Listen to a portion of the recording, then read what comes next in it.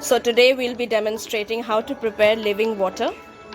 As you can see, we have segregated some stones here according to their shapes and sizes. We have bigger, medium and smaller size stones segregated in the 3 different buckets present. Now we'll demonstrate how to prepare living water. These 3 types of stones have been collected from a nearby village where such stones are available in large quantities in the form of small hills. It's a really scenic and pretty place. It was really fun going there to gather these, and it has been great to collect them and segregate them this way. As you can see, we'll be cleaning these stones now. So we are pouring water into each of the 3 buckets.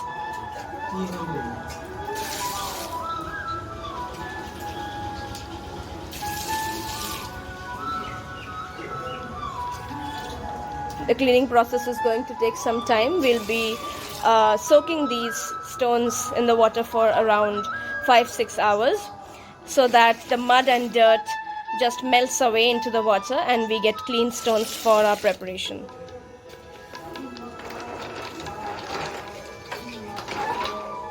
We'll be cleaning the stones this way. So 2 to 4 hours are over, and as you can see, I have washed the stones almost 10 times to get a clear water out of it, so that to ensure that the stones are completely clean. Once you wash the stones and get clear water out of it, that means that the stones are clean. Since this water is still a little bit milky, we'll be washing it 2-3 times more. Further, we have sand here and some charcoal, which we have washed and kept aside for further use. So as you can see, all our components have soaked overnight and now they are ready to be used. The water is now crystal clear. That means our stones are cleaned well. The sand is also, as you can see, ready for use. So is the charcoal. So now we'll move on to assembling all of our components. Now we'll talk about the pot setup. So in total we have 3 pots. What you're seeing right now is pot number 1, which has a tap attached to it. Now secondly, we have this medium sized pot, and this has 5 holes drilled below it. As you can see, you can drill the holes in accordance to your need. This is pot number 2, which will be placed on top of pot number 1. Next we have pot number 3, which is this pot. As you can see, this also has holes drilled below it for the filtration process, right? This will be placed on top of pot number 2. This is the setup. Next we'll be showing you the entire setup. So now we'll demonstrate the setup of pot number 3, which is the topmost pot. This pot will be layered with small stones, sand and wood charcoal in the following way.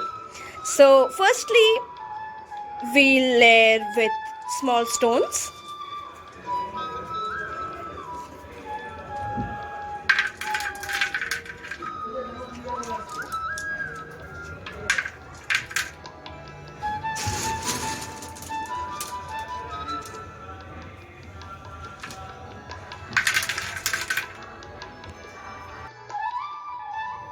You can see that the stone layering is done. Now we'll move forward and put the sand layer.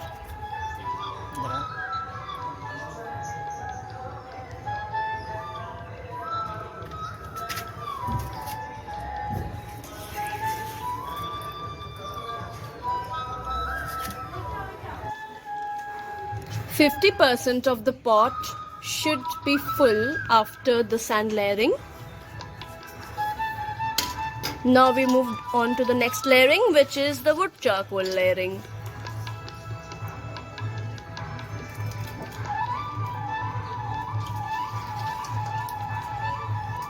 This is the last layer of this pot.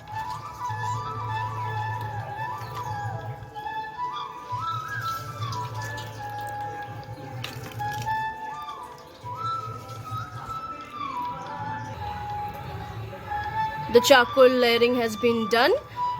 Now we'll move on to pot number 2, that is the middle pot. We'll set this aside. This is pot number 2. We'll be filling this up with stones, medium-sized stones.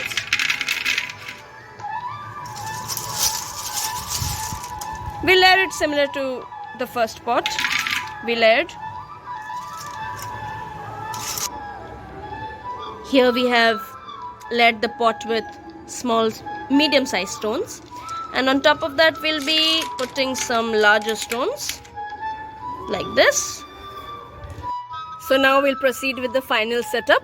Here we have our pot number 1, and we'll set this up now, and this pot will have 2 components. One will be roughly powdered moringa seeds, and the second will be some copper plates. So now we'll put in the moringa seeds. There goes the seeds. And next we'll put in the copper plates. Here we have 2 shiny copper plates ordered from Amazon. Its sheen will not last long due to oxidization. Very soon these plates will be oxidized. So finally we are ready to assemble the pots.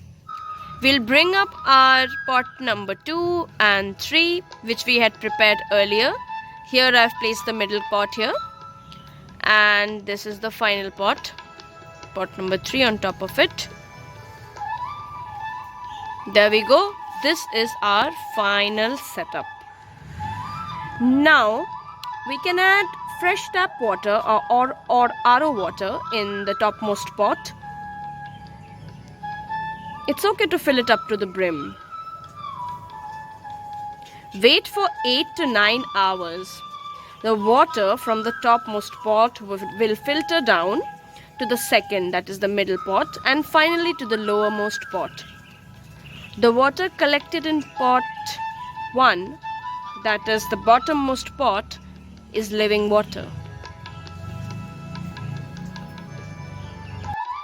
So finally, after 8 to 9 hours, our living water is ready to be drunk.